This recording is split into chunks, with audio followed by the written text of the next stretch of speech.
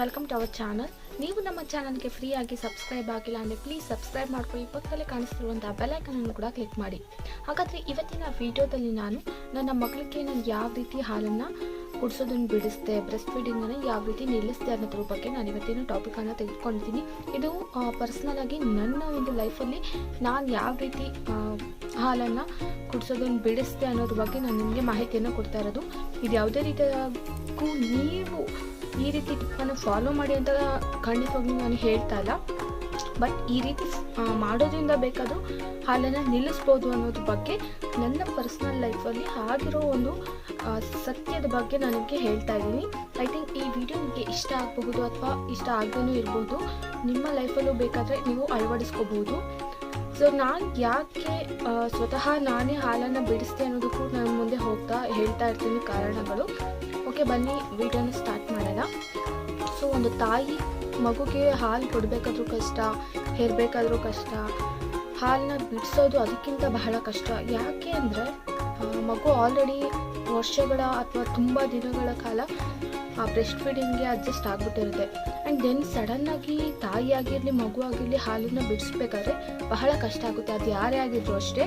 But ಕೆಲವೊಬ್ಬರಿಗೆ ಎಲ್ಲೋ 1000ರಲ್ಲಿ ಒಂದು 10-15 ಮಂದಿಗೆ ಮಾತ್ರ ಇದು ತುಂಬ ಈಸಿ. ಆ್ಯಂಡ್ ಪರ್ಸ್ನಲಿ ನನಗೂ ಕೂಡ ಈಸಿ ಆಯಿತು.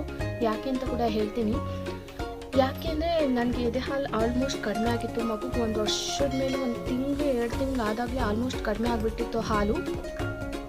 ಸೊ ಆ ಟೈಮಲ್ಲಿ ನನಗೆ ಅನ್ನಿಸ್ತಾ ಇತ್ತು, ಈಗ ನಾನು ಅಮ್ಮನ ಮನೆಗೆ ಹೋಗಿ ಇರೋಕ್ಕಾಗಲ್ಲ. ಯಾಕಂದರೆ ನಾವು ಬ್ಯಾಂಗ್ಳೂರ್ಗೆ ಹೋಗಿದ್ವಿ. ಅವಾಗ ತಾನೇ ಒಂದು 2-3 ಮಂತ್ಸ್ ಆಗಿತ್ತು. ಆ ಟೈಮಲ್ಲಿ 6 ಮಂತ್ ಆಗಿತ್ತು. ಆ ಟೈಮಲ್ಲಿ ನಾನು ಈಗ ಬೆಂಗಳೂರು ಬಿಟ್ಟು ನನ್ನ ಅಮ್ಮನ ಮನೆಗೆ ಹೋಗೋದು, ಮತ್ತು ಅಮ್ಮನ ಮನೆಯಲ್ಲೂ ಕೂಡ ಅಪ್ಪನ ಹುಷಾರಿರಲಿಲ್ಲ ಆ ಟೈಮಲ್ಲಿ. ಸೊ ಇಮಿಡಿಯೇಟ್ಲಿ ನಾನು ಹಾಲು ಬಿಡಿಸ್ಬೇಕು ಅಂತ ಅಂದ್ಕೊಂಡೆ. ಬಟ್ ಬಹಳಷ್ಟು ಮಂದಿ ನನಗೆ ಹೇಳ್ತಾಯಿದ್ರು, ಹಾಲು ಬಿಡಿಸ್ಬೇಕಾದ್ರೆ ನಿಮ್ಗೆ ತುಂಬ ಜ್ವರ ಬರುತ್ತೆ, ತಡ್ಕೊಳಕ್ಕಾಗಲ್ಲ, ಮಗು ನೋಡ್ಕೊಳಕ್ಕಾಗಲ್ಲ, ಕಷ್ಟ ಆಗುತ್ತೆ ಅಂತ. ಆ ಟೈಮಲ್ಲಿ ನನಗೂ ತುಂಬ ಭಯ ಆಗ್ತಾಯಿತ್ತು. ಇದು ಹೊಸ್ತು, ನಾನು ಹಿಂಗೆ ಮಾಡೋದು, ಖಂಡಿತವಾಗ್ಲೂ ನಾನು ಹಾಲು ಬಿಡಿಸ್ಬೋದಾ, ಬಿಡ್ಸೋಕ್ಕಾಗಲ್ವಾ, ಬಿಡಿಸ್ಬೇಕಾದ್ರೆ ಹಿಂಗೆಲ್ಲ ತೊಂದರೆ ಆಗುತ್ತಾ, ಫೀವರ್ ಬರುತ್ತಾ, ಅಷ್ಟೊಂದು ಏನು ಒಬ್ರು ಹೇಳಿದಾಗ ತಲೆಯಲ್ಲಿ ಅವ್ರು ಹೇಳೋಕ್ಕಿಂತ 10 ಪಟ್ಟು ಜಾಸ್ತಿ ಟೆನ್ಷನ್ ಆಗ್ಬಿಟ್ಟಿರುತ್ತೆ. ಬಟ್ ಅದರ್ವೈಸ್ ನಾನು ಗಟ್ಟಿ ಮನಸ್ಸು ಮಾಡಿಕೊಂಡು ನಾನು ಐ ಡೂ ಇಟ್ ಅಂತ ಅಂದ್ಕೊಂಡು ನಾನು ಖಂಡಿತ ಹಾಲು ಬಿಡಿಸ್ದೆ. ಸಣ್ಣ ಟಿಪ್ ಅಷ್ಟೇ. ಆಲ್ಮೋಸ್ಟ್ ನಾನು ಹೇಳಿದ್ನಲ್ಲ, ಹಾಲು ಕಡಿಮೆ ಆಗಿತ್ತು.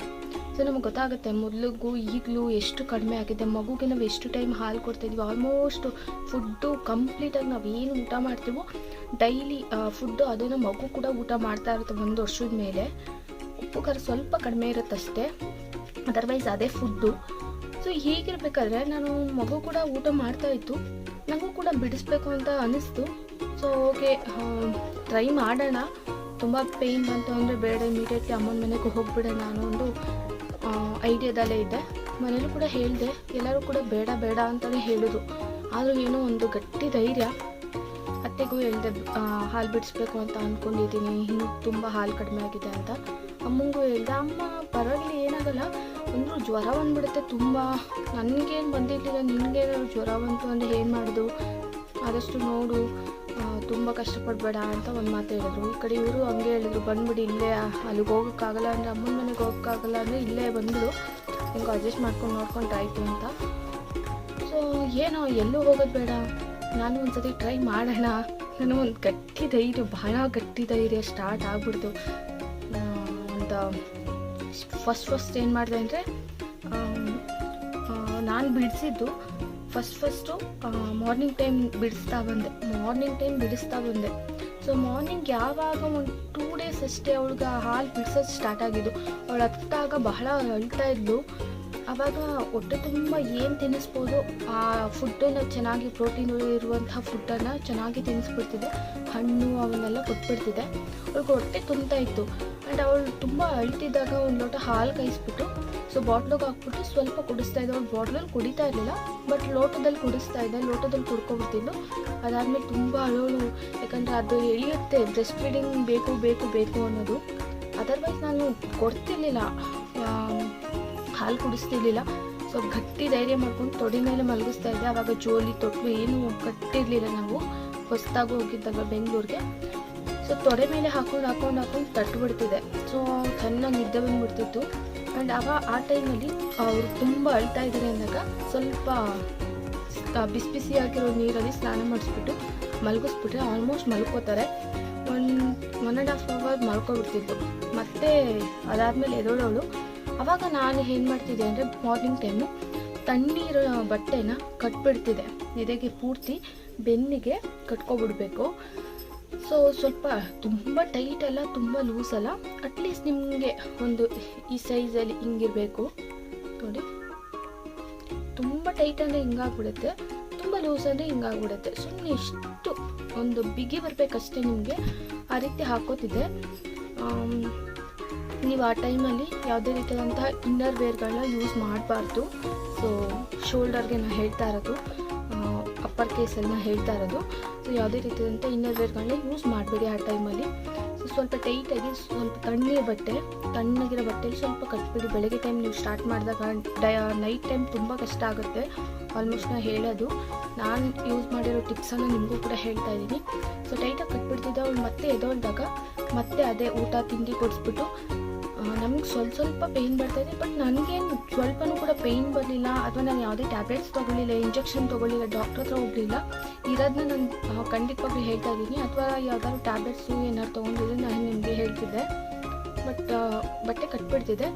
ಮತ್ತು ಸ್ವಲ್ಪ ಹೊತ್ತಾದಮೇಲೆ ಅದನ್ನು ಬಿಸಾಕ್ಬಿಟ್ಟು ತುಂಬ ಬಿಸಿ ನೀರಲ್ಲಿ ಸ್ನಾನ ಮಾಡ್ಕೋಬೇಡಿ ಈ ಟೈಮಲ್ಲಿ. ಆದಷ್ಟು ಬೆಚ್ಚಗಿರೋ ನೀರಲ್ಲಿ ಸ್ನಾನ ಮಾಡ್ಕೊಬಿಟ್ಟು ಮತ್ತೆ ಒಂದು ಸ್ವಲ್ಪ ಹೊತ್ತು ಬಿಟ್ಬಿಡ್ತಿದ್ದೆ. ಮತ್ತೆ ಬಟ್ಟೆನ ಕಟ್ತಾಯಿದ್ದೆ. ಒಂದು 3 days 5 daysವರೆಗೂ ಕೂಡ ಈ ರೀತಿ ಕಟ್ಕೊಂಡು ಆಲ್ಮೋಸ್ಟ್ ಅವಳು 2 days ಅಷ್ಟೇ ತುಂಬ ಅಳ್ತಾ ಇದ್ದಿದ್ದು. ಅದಾದ್ಮೇಲೆ ಅವಳೇ ಬಿಟ್ಬಿಟ್ಟು ಅವ್ಳಿಗೆ ಜ್ವರ ಬರಲಿಲ್ಲ, ಒಂದು ಸ್ವಲ್ಪ ಬೆಚ್ಚಗಿತ್ತು ಅಷ್ಟೇ ಮೈ ಒಂದು ನೈಟು. ಅದಾದಮೇಲೆ ಅವಳು ಡೇ ಟೈಮ್ ಬಿಟ್ಟಳು. ನೈಟ್ ಟೈಮು ನಂಗೆ ಸ್ವಲ್ಪ ಕಷ್ಟ ಆಗ್ತಿತ್ತು. 3 days ಹೆಂಗೋ ಮಾರ್ನಿಂಗ್ ಟೈಮ್ ಕಡಿಮೆ ಮಾಡಿಬಿಟ್ಟೆ. ಅದರ್ವೈಸ್ ನೈಟ್ ಟೈಮ್ ಹೆಂಗೆ ಕಡಿಮೆ ಮಾಡೋದು ಅಂತ ಬೇರೆ ತಲೆ ಕೆಡಿಸ್ಕೊತಾ ಇದೆ. ಯಾಕಂದರೆ ನೈಟ್ ಟೈಮು ನಾವು ಕೊಡೋಕ್ಕೆ ಹೋಗಬಾರ್ದು. ಆ ಟೈಮಲ್ಲಿ ಎದೆ ಹಾಲು ಜಾಸ್ತಿ ಆದರೆ ನಾವು ಎದೆಲಿರೋ ಹಾಲನ್ನು ತೆಗ್ದಾಕೋಕ್ಕೂ ಆಗೋಲ್ಲ. ಸೊ ಬಟ್ಟೆನ ಕಟ್ಕೊಂಡೇ ಇರಬೇಕು. ಸೊ ಬಟ್ಟೆ ಕಟ್ಕೊಂಡಿದ್ದೆ. ನೈಟ್ ಟೈಮು ಕುಡ್ಸೋದು ಬೇಡ ಅಂತ ಇಮ್ಮಿಡಿಯೇಟ್ಲಿ ನಾವು ನೈಟ್ ಟೈಮು ಕುಡಿಸಲ್ಲ, ಡೇ ಟೈಮು ಕುಡಿಸಲ್ಲ ಅಂದರೆ ಕಷ್ಟ ಆಗುತ್ತೆ. ಸೊ ನೈಟ್ ಟೈಮ್ ಕುಡಿಸ್ತಾ ಇದ್ದೀನಿ ನಾನು. ಮಾರ್ನಿಂಗ್ ಟೈಮ್ ತೆಗ್ದಾಕ್ಬಿಡ್ತೀನಿ ಸ್ವಲ್ಪ ಹೊತ್ತು, ಸ್ವಲ್ಪ ಹಾಲನ್ನ. ಮತ್ತು ತಣ್ಣೀರು ಬಟ್ಟೆನ ಕಟ್ಕೊತೀನಲ್ಲ. ಸೊ ಅದಾದಮೇಲೆ ಸ್ವಲ್ಪ ಪೇಯ್ನ್ ಬಂದೇ ಬರುತ್ತೆ ಅಂತ ಯಾರು ಹೇಳಿದ್ರು. ಅದ್ರ ಬಗ್ಗೆ ನಾನು ಕಾನ್ಸಂಟ್ರೇಷನ್ ಕೊಡ್ತಾಯಿದ್ದೆ. ನನ್ನ ಹಸ್ಬೆಂಡ್ ಕೂಡ ಕೆಲಸಕ್ಕೆ ಹೋಗ್ತಾ ಇದ್ದರಿಂದ ನಾನು ಒಂದು 3 days ಅವರು ಇರ್ತೀನಿ ಅಂತ ಹೇಳಿದ್ರು. ನಾನೇ ಬೇಡ, ಏನು ಅವಶ್ಯಕತೆ ಇಲ್ಲ, ನನಗೇನು ಆ ರೀತಿ ಅನ್ನಿಸ್ತಾ ಇಲ್ಲ, ಫೀವರ್ ಏನು ಬರೋಲ್ಲ ಅನಿಸುತ್ತೆ, ಬೇಡ ಬಿಡಿ ಅಂತ ಅಂದ. ಅವರು ಡ್ಯೂಟಿಗೆ ಹೋದ್ರು ನಾರ್ಮಲಾಗಿ. ಫೀವರ್ ಏನು ಬರಲಿಲ್ಲ, ಖಂಡಿತವಾಗ್ಲೂ ಬರಲಿಲ್ಲ. ಯಾಕಂದರೆ ಬಹಳಷ್ಟು ಹಾಲು ಕಡಿಮೆ ಆಗಿತ್ತು ನಂಗೆ ಆಲ್ಮೋಸ್ಟು. ಅದಾದಮೇಲೆ ತಣ್ಣೀರು ಬಟ್ಟೆನ ಕಟ್ಕೋತಿದ್ದೆ. ನೈಟ್ ಟೈಮು ಅಷ್ಟೇ ಇಮಿಡಿಯೇಟ್ಲಿ ಅವಳು ಎದೊಳ್ತಾ ಇದ್ದಂಗೆ ಒಂದು ಲೋಟ ಹಾಲು ಕಾಯಿಸ್ಬಿಟ್ಟು ತಟ್ಟೆಗೆ ಹಾಕ್ಬಿಟ್ಟು ತಣ್ಣಗೆ ಮಾಡಿಬಿಟ್ಟು ಸೊ ಕುಡಿಸ್ತಾ ಇದ್ದೆ. ಅವಳು ಕುಡಿತಾ ಇರಲಿಲ್ಲ, ಹಳೋಳು ಸ್ಪೂನಲ್ಲಿ ಕುಡಿಸ್ತಾ ಅಥವಾ ಫೀಡಿಂಗ್ ಬಾಟಲ್ ತೊಗೊಂಡು ಹಿಂಗೆ ಕುಡಿಸ್ತಾ ಇದ್ದೆ. ಸೊ ಅದಾದಮೇಲೆ ಅವಳು ಕೂಡ ರೂಢಿ ಆಗಿ ಒಂದು 2 days ಬಹಳ ಕಷ್ಟ ಆಯಿತು. ರಾತ್ರಿಯೆಲ್ಲ ಅಳ್ತಾ ಇದ್ಲು. ಸೊ ಎಗ್ಲು ಮೇಲೆ ಹಾಕೊಳ್ಳೋದು ಅಥವಾ ನಿಮ್ಮ ಮನೇಲಿ ಜೋಲಿ ತೊಟ್ಲಿದ್ರಾದ್ರೂ ಒಳಗಡೆ ಹಾಕಿ ಮಲಗ್ಸೋದಕ್ಕೆ ಟ್ರೈ ಮಾಡಿ. ಅವಳು 2 days ಅಷ್ಟೇ. ಆಲ್ಮೋಸ್ಟ್ ನನಗೆ ಡೇ ಟೈಮು 2 days ಹಿಡಿತು, ನೈಟ್ ಟೈಮು 2 days ಹಿಡಿತು. ಅದಾದಮೇಲೆ 4 days ಆದಮೇಲೆ ಅವಳಿಗೂ ಪೇಯ್ನ್ ಇಲ್ಲ, ನನಗೂ ಪೇಯ್ನ್ ಇಲ್ಲ, ಅವಳಿಗೂ ಫೀವರ್ ಇಲ್ಲ, ನನಗೂ ಫೀವರ್ ಇಲ್ಲ. ಆದರೂ ಕೂಡ ಮನಸ್ಸಲ್ಲಿ ಭಯ ಆಯಿತು. ಎಲ್ಲರೂ ಹೇಳಿಬಿಡೋರು, ನೀನೇ ಬಿಡಿಸಿದ್ಯಾ, ಹುಷಾರು, ಎದೆಲೆ ಹಾಲು ಕುಟ್ಕೊಬಿಡುತ್ತೆ, ಗಂಟಾಗ್ಬಿಡುತ್ತೆ, ಒಂದ್ಸತಿ ಚೆಕಪ್ ಮಾಡ್ಕೊತ. ಆವಾಗ ನಾವು ನಮ್ಮ ಡ್ರೆಸ್ನೆಲ್ಲ ಸ್ವಲ್ಪ ನೋಡ್ಕೊತಾ ಹೋಗಬೇಕಾಗತ್ತೆ. ಎಲ್ಲರೂ ಗಟ್ಟಿ ಆಗಿದ್ರೆ ಅಥವಾ ನಮಗೇನಾದರೂ ಕಲ್ಲು ರೀತಿ ಆಗಿದ್ರೆ, ಗಂಟಾಗಿದೆಯಾ ಏನು ಅಂತ. ನೀವು ಆದಷ್ಟು 5 to 6 daysವರೆಗೂ ಕೂಡ ಸ್ವಲ್ಪ ತಣ್ಣೀರಲ್ಲಿ ಬಟ್ಟೆನ ಹಚ್ಚಿಬಿಟ್ಟು ಪೂರ್ತಿ ಒಂದು ಮೀಡಿಯಮ್ ಆಗಿ ಟೈಟಾಗಿ ಕಟ್ಕೊತಾ ಬರಬೇಕು. ಆವಾಗ ಖಂಡಿತವಾಗ್ಲೂ ಹಾಲು ಬಿಡಿಸ್ಬೋದು, ಏನೂ ಕಷ್ಟ ಇಲ್ಲ. ಮಗು ಹತ್ತಾಗ ಒಂದು ಲೋಟ ಹಾಲು ಕಾಯಿಸ್ಬಿಟ್ಟು ಸ್ವಲ್ಪ ಸಕ್ಕರೆ ಹಾಕ್ಬಿಟ್ಟು ಮಗುಗೆ ಕುಡಿತಾ ಬನ್ನಿ. ಅಥವಾ ಒಳ್ಳೆ ಅಂತೀವಲ್ಲ ಅದು ಸ್ಪೂನು ಅಥವಾ ಫೀಡಿಂಗ್ ಬಾಟ್ಲು ರೂಢಿ ಮಾಡ್ತಾ ಬನ್ನಿ. ಹಾಲು ಬಿಡಿಸ್ತೀವಿ ಅಂತ ನಿಮ್ಗೆ ಕನ್ಫರ್ಮ್ ಆಗಿ ಗೊತ್ತಾಯಿತು ಅಂದರೆ ಮಗುಗೆ ಇಮ್ಮಿಡಿಯೇಟ್ಲಿ ಮಾರ್ನಿಂಗ್ ಟೈಮು ಆದಷ್ಟು ಹಾಲು ಕಡಿಮೆ ಮಾಡ್ತಾ ಬನ್ನಿ. ಡೇ ಟೈಮು 3 to 4 times ಕುಡಿಸ್ತಿದ್ದೀರಾ ಹಾಲು ಅಂದರೆ 3 timesಗೆ ಬನ್ನಿ. ಅದಾದಮೇಲೆ 2 timesಗೆ ಬನ್ನಿ. ಅದಾದಮೇಲೆ 1 timeಗೆ ಬನ್ನಿ. ಡೇ ಟೈಮ್ ಒಂದೇ ಟೈಮ್ ಹಾಲು ಕುಡಿಬೇಕು, ನೈಟ್ ಟೈಮು ಅಷ್ಟು ಒಂದೇ ಟೈಮ್ ಹಾಲು ಕುಡಿಬೇಕು. ಆ ರೀತಿ ನೀವು ಬ್ಯಾಲೆನ್ಸ್ ಮಾಡ್ಕೊಬಂದರೆ ಖಂಡಿತವಾಗ್ಲೂ ಹಾಲು ಕುಡಿಸೋದು ದೊಡ್ಡ ವಿಷಯನೇ ಅಲ್ಲ. ಅಥವಾ ಇಮಿಡಿಯೇಟ್ಲಿ ನಿಮ್ಗೆ ಏನಾದ್ರು ಫೀವರ್ ಬಂತು ಅಥವಾ ಏನಾದ್ರು ಕಷ್ಟ ಆಗ್ತಾಯಿದೆ, ಎದೆಯಲ್ಲಿ ತುಂಬ ಪೇಯ್ನ್ ಆಗ್ತಿದೆ, ತಡ್ಕೊಳ್ಳೋಕ್ಕೆ ಆಗ್ತಾಯಿಲ್ಲ, ಹಂಗಂತ ಆದರೆ ಖಂಡಿತವಾಗ್ಲೂ ನೀವು ಹೋಗಿ ಇಮಿಡಿಯೇಟ್ಲಿ ಡಾಕ್ಟರ್ನ ಕನ್ಸಲ್ಟ್ ಮಾಡೋದು ಒಳ್ಳೆಯದು.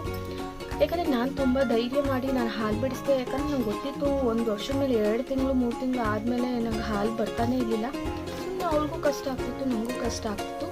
ಅದಕ್ಕೋಸ್ಕರ ನಾನು ಇಮಿಡಿಯೇಟ್ಲಿ ಹಾಲು ಬಿಡಿಸ್ಬಿಟ್ಟೆ. ಇಲ್ಲಾಂದರೆ 2 ವರ್ಷದ ಆಗೋವರೆಗೂ ಕೂಡ ನಾವು ಹಾಲು ಕುಡಿಸ್ಬೋದಿತ್ತು. ಆಮೇಲೆ ಮಕ್ಕಳಿಗೆ ಯಾಕೆ ಹಾಲು ಬಿಡಿಸ್ತೀವಿ ಅಂದರೆ ಮೇನು ನಮಗೆ ಹಾಲು ಇರೋದಿಲ್ಲ. ಆ್ಯಂಡ್ ಮಕ್ಕಳು ಮೆಚುರಿಟಿ ಆಗ್ತಾ ಇರುತ್ತೆ. ವರ್ಷದ ಮೇಲೆ 4 ತಿಂಗಳು 5 ತಿಂಗಳು ಅಂದಾಗ ಅವ್ರಿಗೆ ಎಲ್ಲೇ ಆದರೂ ಕೂಡ ಅಷ್ಟೇ ಬ್ರೆಸ್ಟ್ ಫೀಡಿಂಗ್ ಅಂತ ಅವ್ರಿಗೆ ನೆನಪಾದ ತಕ್ಷಣ ಅವರು ಅಮ್ಮನ ಹತ್ರ ಬಂದುಬಿಟ್ಟು ಹಾಲು ಬೇಕು ಅನ್ನೋ ಕೇಳೋ ರೀತಿ ಬಂದುಬಿಡ್ತಾರೆ. ಅದು ಯಾವುದೇ ಜಾಗ ಇರಲಿ, ಅದು ಯಾರೇ ಇರಲಿ, ಆ ರೀತಿ ಸಂದರ್ಭ ನಮಗೂ ಕೂಡ ಒಂದು ಸಮ್ಟೈಮ್ಸ್ ಮುಜುಗರ ಅಂತ ಬರುತ್ತೆ. ಸೊ ಇಂಡಿಯನ್ಸ್ಗೆ ಮೇನ್ಲಿ ಇಂಡಿಯನ್ಸ್ಗೆ ಅದು ತುಂಬ ಅದು ಇರಿಟೇಷನ್ ಅನಿಸ್ಬಿಡುತ್ತೆ. ಸೊ ಆ ಒಂದು ಬೇಜಾರು ಕಾರಣಗಳಿಂದ ನಾವು ಕೂಡ ಹಾಲು ಬಿಡಿಸೋದಕ್ಕೆ ಪ್ರಯತ್ನವನ್ನು ಪಡ್ತೀವಿ. ಆದರೂ ಕೂಡ ಒಂದು 2 ಇಯರ್ಸ್ ಆಗೋವರೆಗೂ ಕೂಡ ಮಗುಗೆ ಬ್ರೆಸ್ಟ್ ಫೀಡ್ ಕೊಡೋದು ಬಹಳ ಒಳ್ಳೆಯದು. ಮಗು ಕೂಡ ಹೆಲ್ತಿಯಾಗಿರುತ್ತೆ, ನಿಮಗೂ ಕೂಡ ಒಳ್ಳೆಯದು. ಸೊ ಐ ಥಿಂಕ್ ಇದು ನನ್ನ ಒಂದು ಜರ್ನಿ. ಸೊ ಈ ಜರ್ನಿ ಇಷ್ಟ ಆಯಿತು ಅಂದರೆ ಪ್ಲೀಸ್ ಲೈಕ್ ಮಾಡಿ, ಶೇರ್ ಮಾಡಿ. ಇನ್ನಷ್ಟು ಏನಾದರೂ ಟಿಪ್ಸ್ಗಳು ಬೇಕು ಅಂದರೆ ದಯವಿಟ್ಟು ಕಮೆಂಟ್ ಮಾಡಿ ಮತ್ತು ಮುಂದಿನ ವೀಡಿಯೋದಲ್ಲಿ ಭೇಟಿ ಆಗೋಣ. ಅಲ್ಲಿವರೆಗೂ ಕೂಡ ಧನ್ಯವಾದಗಳು.